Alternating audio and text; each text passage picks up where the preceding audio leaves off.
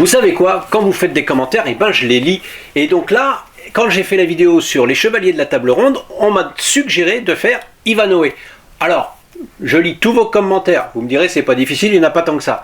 Mais en même temps, je me suis dit, je vais quand même suivre le conseil de ce camarade.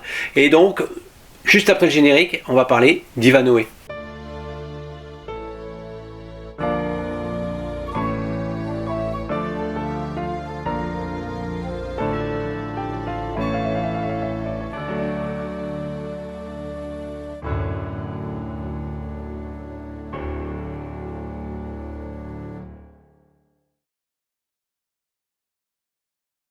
Alors Ivanhoé est un film de 1952 réalisé par Richard Thorpe avec bien sûr Robert Taylor, George Sanders, Elisabeth Taylor, Joan Fontaine, que du beau monde, et je voudrais mentionner aussi l'acteur qui joue le rôle du prince Jean, Guy Rolfe, visage expressif que l'on reconnaît assez facilement et qui joue ici un prince Jean dédaigneux et antipathique à souhait. Donc, l'histoire, c'est celle de Richard Cœur de Lion, le roi d'Angleterre, qui est prisonnier par le duc d'Autriche, qui exige une rançon pour sa libération. Le frère du roi, le prince Jean, qui a pris sa place sur le trône, ne veut pas le lâcher et donc n'a pas l'intention de payer la rançon. Ivanhoé, fidèle à son roi, veut réunir la rançon et il sauve la vie d'Isaac, qui, pour le remercier, lui promet de l'aider à trouver la rançon. Mais les embûches ne font que commencer. Je me demande si j'ai pas déjà entendu cette histoire quelque part.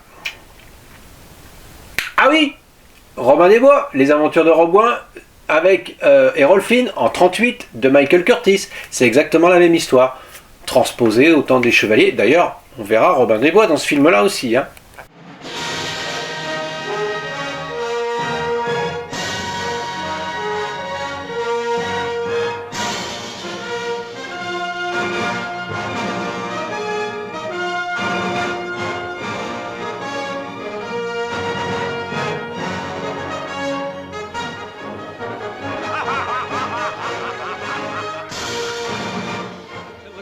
Crowd beheld a mysterious black knight, black from boot to plume.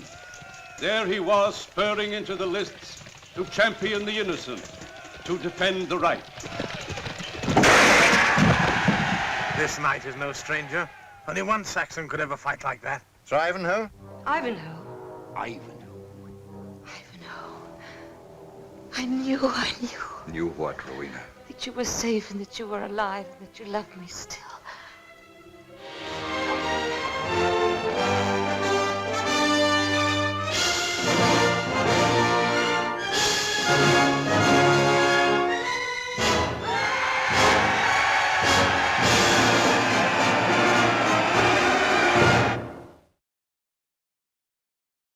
Pour les critiques, le film obtient la note de 3,7 sur 5 par les spectateurs sur le site Allociné.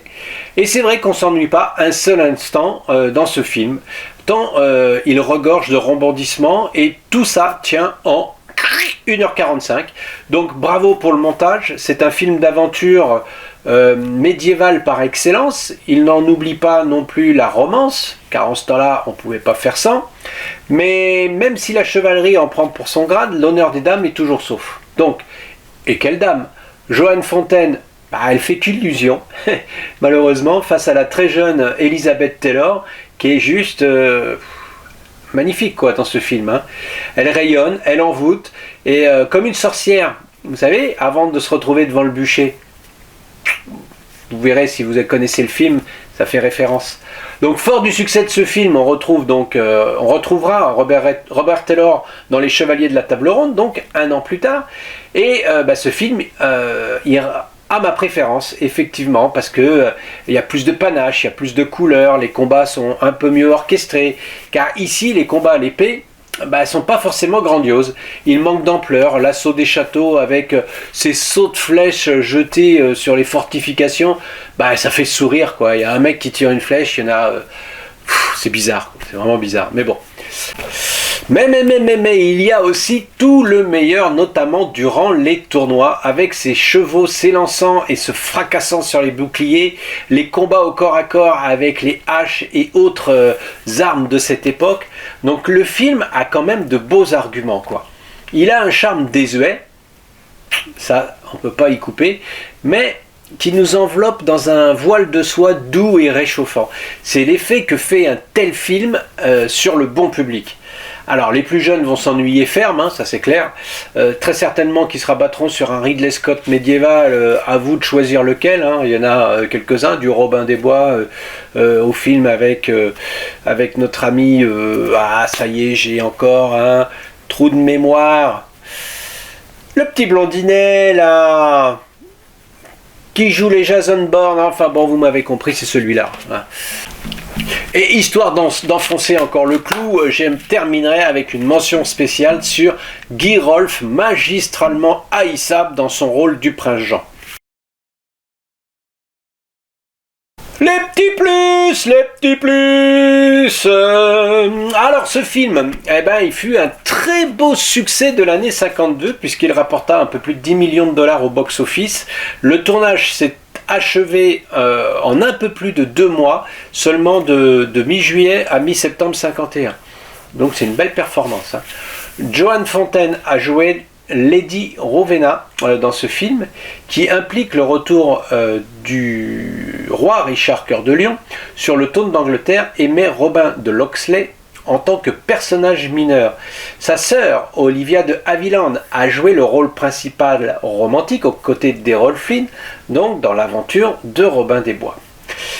Un film se déroulant autour d'événements similaires. Dans le livre Robert Taylor, une biographie de Charles Trendberg, Robert Taylor, Joan Fontaine et Dame Elisabeth Taylor n'aimaient pas ce tournage. Taylor était encore endolori après son récent divorce de Barbara Stanwyck, excusez du peu. Joan Fontaine n'était pas d'accord avec la mise en scène de Richard Thorpe en pensant qu'il se souciait plus des performances des chevaux que des acteurs.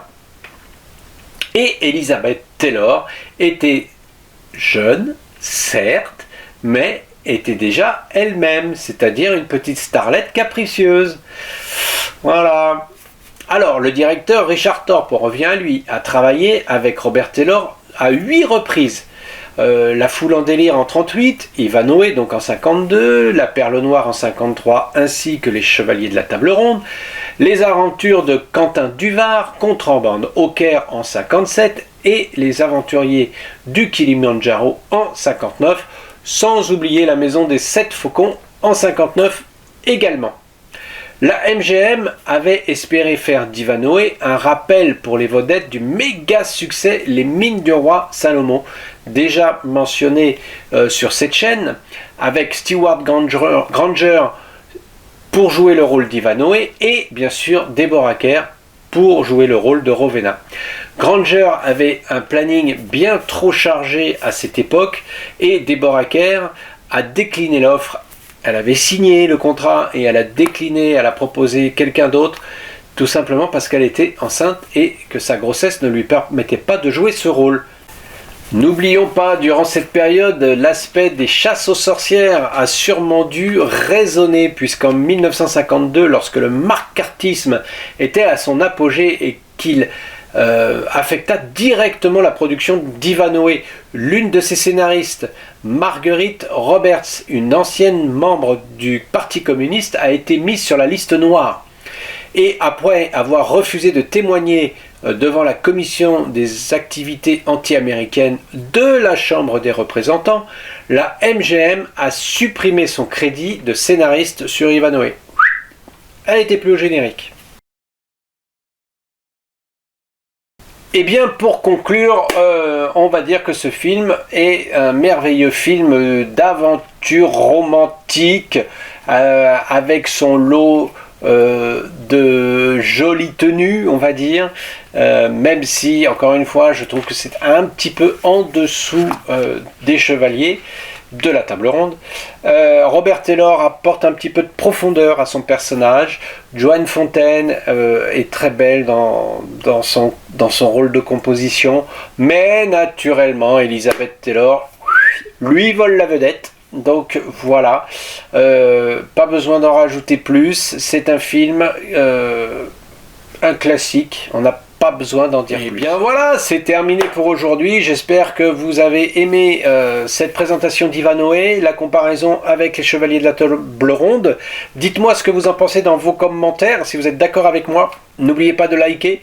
Et je vous dis à très bientôt pour un nouveau film sur On se fait une toile. Portez-vous bien. À ciao ciao. Bye bye.